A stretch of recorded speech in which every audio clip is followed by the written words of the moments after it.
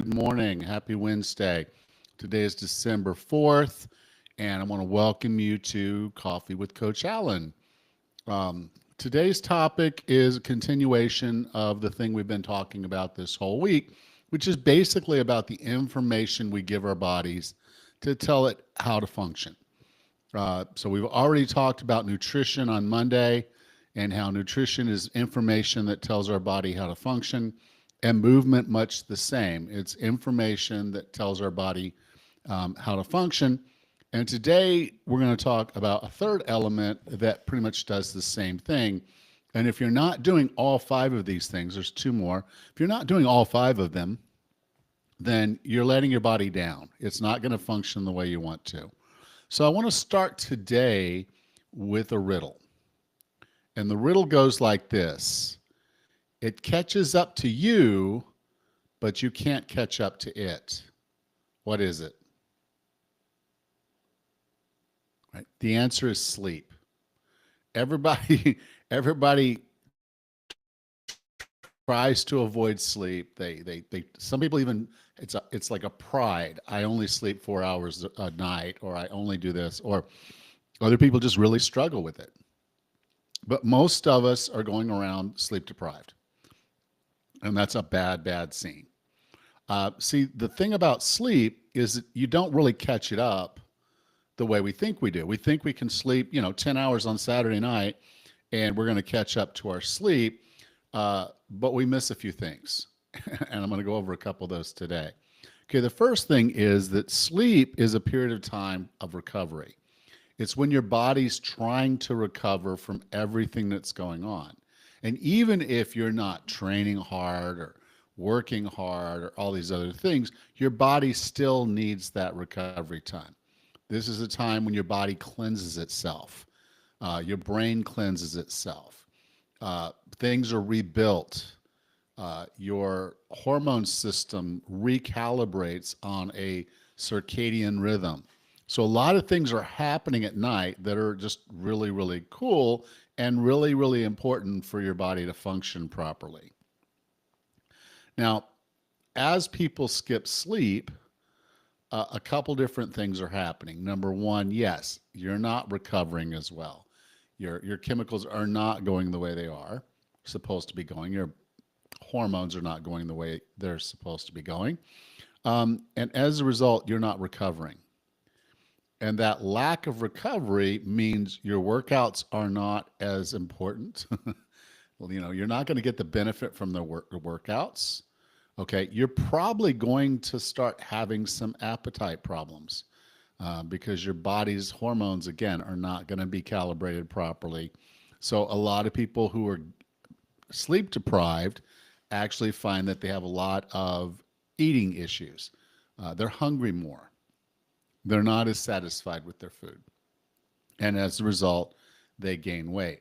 Now, there are some medical reasons that you may be struggling with sleep. It could have to do with perimenopause and menopause. You could have sleep apnea, or you could just be struggling with something associated with insomnia. And if you are having significant sleep problems, you definitely want to go to a doctor, a sleep doctor, and get those things addressed because sleep is that important. Now, a lot of people will talk about the amount of time you sleep. That is not unimportant, but the more important thing is the quality of the sleep that you get. And so this is why it's important to kind of balance it all out. The time necessary for your body to accomplish the things it needs to accomplish for rest and recovery typically going to run you 6 to 8 hours. Okay. If you're not getting 6 to 8 hours of sleep per night, you're not giving your body the opportunity. And the trying to catch it up on the weekend doesn't necessarily work very well because, again, even though you are getting rest and recovery potentially by sleeping more than 8 hours on a Saturday night, there's usually other extenuating circumstances that can cause some problems. The first being alcohol. If your body is processing alcohol it's not doing the rest and recovery that we want it to be doing. You're not getting the full cycles of sleep. You're not accomplishing the task. You're asleep, but you're not getting good quality sleep, and that's a problem. The other thing is that our body is set on a circadian rhythm, and there's a period of time at night when sleep is most critical. Typically, that's between 10 p.m. and 2 a.m. So if you're not asleep during those 4 critical hours, you're also setting yourself back. So we could talk a lot about how to get better quality sleep. The principles are pretty solid. Try to go to bed at the same time. Have a place where you go to sleep and don't do other things like watch TV and work.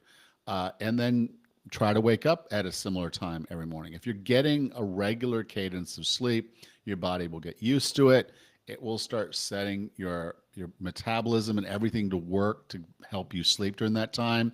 So your sleep hormones are going to kick in when you need your sleep hormones, and your wake up hormones like cortisol and others are going to kick in when they're supposed to kick in. But if we're not getting good quality sleep, our body's not going through the cycles in a proper way. And as a result, we're not recovering, which means your workouts, if you're working out, are not benefiting you nearly as much. And your nutrition is not going to be as good because you're really going to struggle with that. So sleep should be another one of your priorities. And I know it's hard to say, well, we got 5 priorities here, but the reality of it is all of this is information. If you're not sleeping well, you're telling your body it is not safe. And when your body does not feel safe, it will not let you lose weight. It will not let you get as strong as you could. It will not let you recover properly. And as a result, you won't have optimal health. So prioritize your sleep, figure out ways to make it happen. If you've got some questions on sleep, you can go ahead and hit me in the comments here. I'm here for you.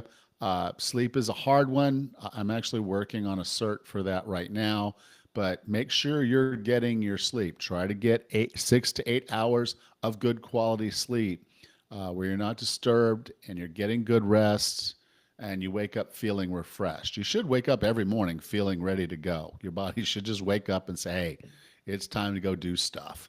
And then you're moving and then you're eating well and all those things play in. So over the course of the next 2 days, we got 2 more days on the 5 information drivers that we have for our health and fitness. Tomorrow, we're going to talk about your stress level. And then on Friday, we'll talk about self-talk. So again, so glad that you're here. Enjoy the rest of your Wednesday. If you have any questions, please just reach out and let me know. I'm here for you.